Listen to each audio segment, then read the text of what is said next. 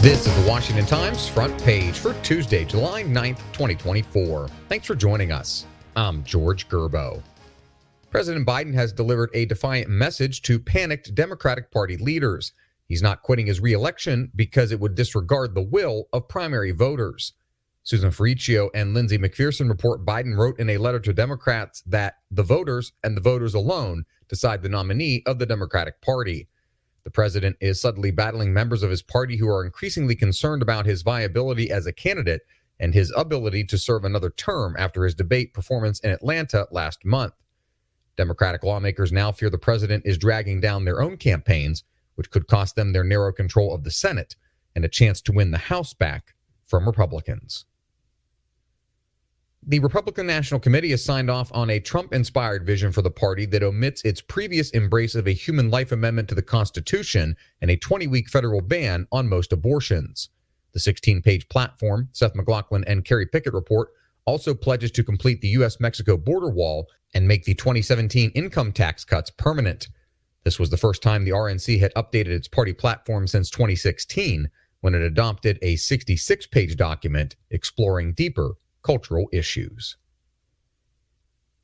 Japan and the Philippines have signed a bilateral security deal as part of a growing net of relationships involving U.S. allies in the Indo-Pacific.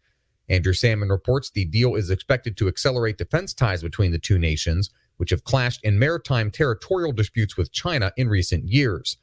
Japan is suspicious of China, amicable toward Taiwan, and deeply concerned about Russia's invasion of Ukraine, while the Philippines and China have clashed violently over territorial claims in the South China Sea.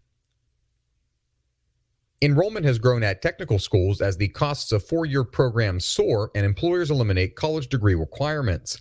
Sean Salai reports some students take dual-enrolled courses at local colleges to become certified upon graduation, but most enroll in trade programs after high school. Advocates say trade schools offer better returns on investment to many students than four-year universities, with starting salaries averaging $50,000 per year for apprentice graduates. As one example, Pinellas Technical College's Clearwater campus in Florida has reported a 4% annual enrollment increase in the last 2 years.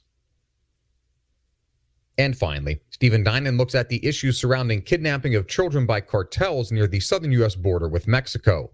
Children are stolen from families south of the border, and those taken children are typically brought to the border separately and crossed into the United States as unaccompanied minors.